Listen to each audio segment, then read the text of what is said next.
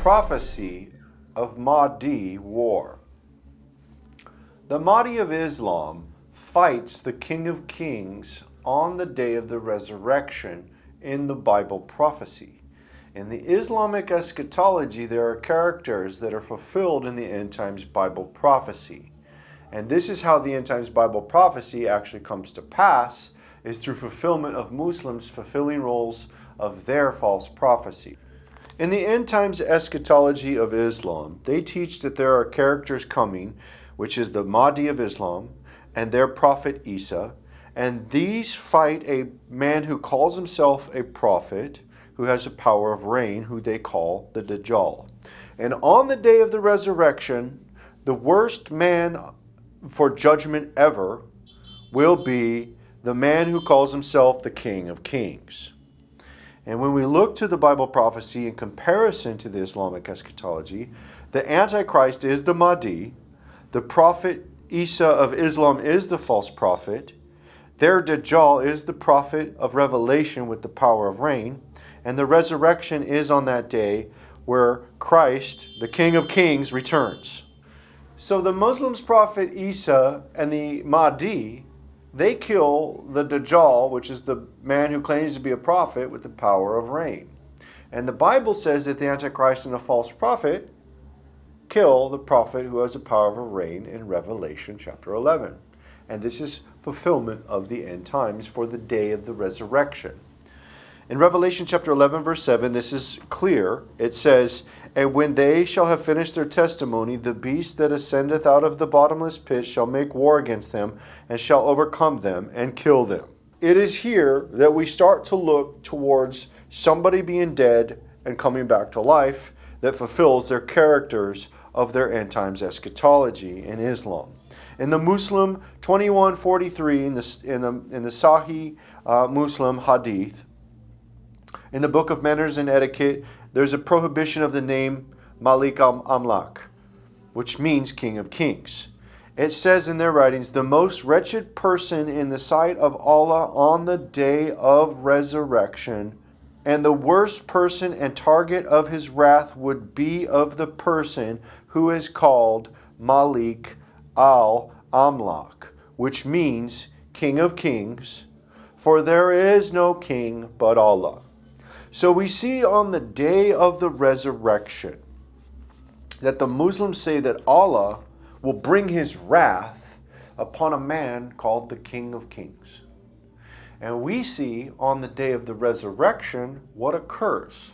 Remember, they just killed the Dajjal. So now the Dajjal that they killed, which is the prophet with the power of rain, is about to be resurrected. In the book of Revelation, chapter 11, verse 11, it says, "And after 3 days and a half the Spirit of life from God entered into them, and they stood upon their feet, and great fear fell upon them which saw them." So we see this is the same event of the resurrection, of the day of the resurrection, in which they believe the worst person and a target of Allah's wrath will be the one who's called the King of Kings. And we see Christ being revealed on that day. Revelation chapter 19, verse 11 says, "And I saw heaven open, and behold, a white horse, and he that sat upon him was called Faithful and True, and in righteousness he doth judge and make war." So we see that on the day of the resurrection, that Christ, with the title King of Kings, is then revealed. In Revelation chapter 19, verse 16, it further goes on and says, "And he hath on his vesture and on his thigh a name written, King of Kings and Lord of Lords."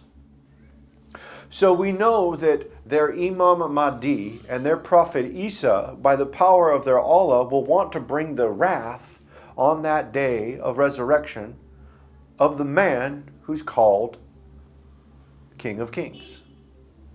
And who is that? That's Christ. And it says in the Bible that the Muslims will fight against Christ on his return.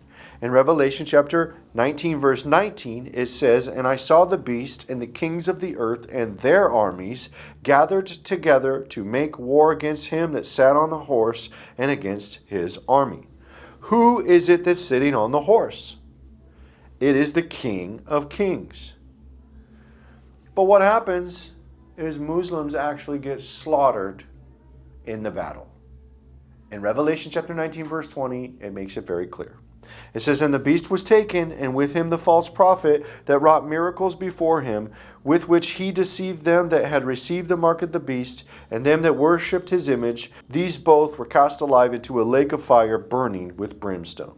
And this here is where the Mahdi and their prophet Isa are captured alive by Christ. And the Muslims will be fulfilling the Bible prophecy in the end times. This is without a doubt. And this is the war of the Mahdi against the King of Kings that is found in the Bible on the day of the resurrection. And thus is fulfilling in the prophecy of the book of Revelation, the end times war between the beast and the armies of the King of Kings is found in the book of Revelation. And this is the Mahdi's war, the prophecy of the Mahdi's war.